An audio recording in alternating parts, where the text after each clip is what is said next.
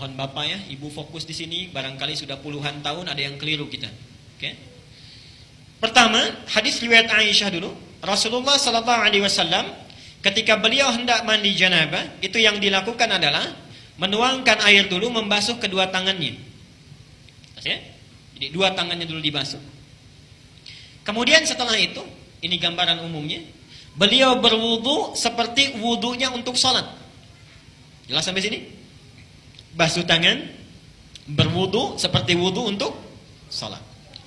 Yang ketiga, dari bejana yang sudah disiapkan itu, kalau kita mungkin gayungnya sudah ada, mengambil sebagian air, kemudian menyela-nyela rambutnya, diratakan dengan tangannya.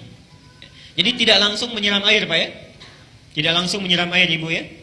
Jadi yang pertama ingat, air diambil untuk basuh tangan kita dulu. Yang kedua apa? Berwudu seperti wudu untuk salat. Sebentar Pak, itu lewat hadis Maimunah. Oke, saya sampaikan bagian pertama dulu. Nanti diperinci di Maimunah binti Al-Harith. Yang kedua apa? Berwudu dulu. Yang ketiga apa?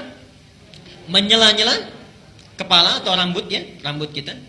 Yang keempat, kemudian mengambil air, membasuh, menyiramkan di kepala keseluruhan. Belum ke sini dulu. Belum ke badan ya. Baik.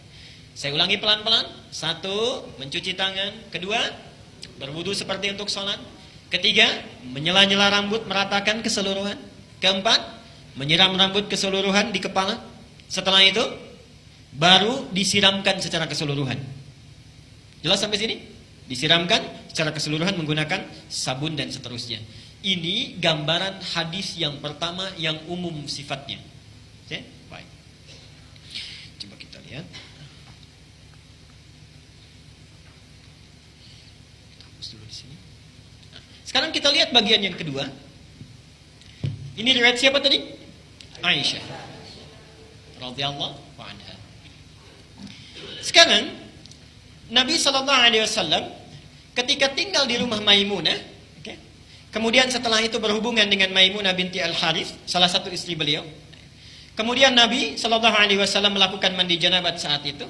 Hadisnya diriwayatkan oleh Maimunah dari Abdullah bin Abbas. Abdullah bin Abbas di Al-Bukhari nomor hadis 265. Perhatikan. Sebentar, saya menyimpang dulu pelan-pelan. Ibu masih ingat Bapak kisah Ibnu Abbas itu? Anaknya usia berapa tahun? Baik. Silahkan cek pertemuan kita yang lalu, hadis Abu Daud nomor hadis 1365 itu ya. Ibnu Abbas dalam usia 4-5 tahun itu memaksa ingin tinggal di rumah bibinya Maimunah. Jadi Maimunah ini bibinya Ibnu Abbas.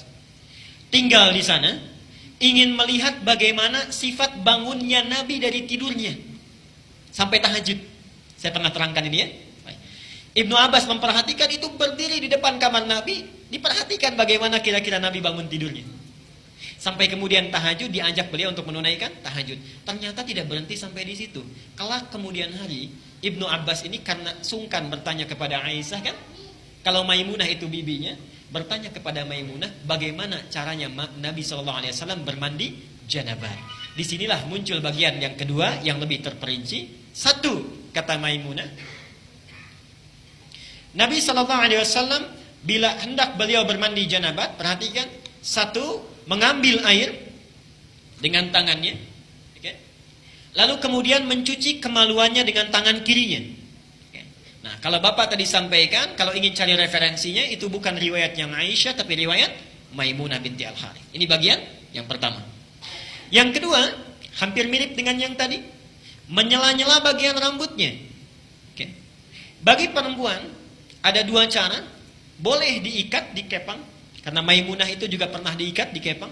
Langsung bertanya pada Rasulullah, ya Rasulullah, apakah saat mandi perlu aku uraikan rambutku? Kata Rasulullah, tidak perlu. Cukup kamu guyur semuanya itu, dan bila telah merata, sah mandimu. Jelas ya? Baik. Kemudian setelah diratakan, lebih baik kemudian bisa diuraikan. Setelah itu selesai, kemudian diguyur. Selesai sampai sini, baru kemudian berwudu seperti wudu layaknya sholat. Tapi kaki belum dibasuh. Kaki belum dibasuh. Saya ulangi. Ambil air, basuh kemaluan dengan tangan apa? Kiri. Setelah itu menyela-nyela kepala. Setelah itu ambil air, kan? Basuh, baik siram, berwudu seperti layaknya wudu, akan sholat, tapi kaki kita belum dibasuh. Jadi cuma sampai telinga ya. Baik. Setelah itu siramkan secara keseluruhan. Terakhir setelah selesai baru cuci kaki. Jelas sampai sini? Nah, ini bisa ditemukan di Al-Bukhari nomor hadis 265. Nah, dari sinilah kemudian ulama menggabungkan kedua hadis ini, dibuatlah susunan yang lebih lengkap. Pas ya? Baik, jadi dari yang pertama kalau kita gabungkan dua hadis ini, pertama mengambil air, cuci tangan dulu, riwayat Aisyahnya. Setelah tangan dicuci kemudian mencuci kemaluan. Setelah itu selesai, ada yang terlewat tadi. Kalau di zaman Nabi, setelah mencuci kemaluan, dibasuh dengan air, lalu Nabi menepuk-tepukan ke tanah atau ke tembok. Ya. Itu maksudnya menghilangkan barangkali sebagian kuman-kuman yang masih menempel. Sifat tanah kan bisa menghilangkan, karena dulu belum ada sabun seperti sekarang. Kalau bapak ingin ikut, ibu ingin ikut sunnah Nabi, ikuti dengan cara yang cerdas. Jangan setelah dibasuh, tempel-tempelkan ke tembok begini. Cukup pakai sabun, dicuci dengan sabun. Saya ulangi dari awal. Tangan dibasuh dulu, basuh kemaluan, kemudian cuci dengan sabun. Setelah itu sela-sela kan? Baik ya, sela-sela, basuh kepala keseluruhan, berwudu seperti layaknya untuk sholat sampai kakinya. Satukan, sampai kakinya. Baru setelah itu dibasuh secara keseluruhan, mandi dengan rapi. Kalau sudah dilakukan, tidak perlu wudu lagi. Ya, tidak perlu wudu lagi. Ada sahabat bertanya, ya Rasulullah, apakah saya perlu setelah mandi janabat itu berwudu kembali? Kata Nabi, harus seperti mandi apa lagi untuk membersihkan? Bahasanya metafor, harus seperti mandi apa lagi? Artinya setelah wudu setelah mandi tidak perlu wudu lagi. Jelas sampai sini? Baik.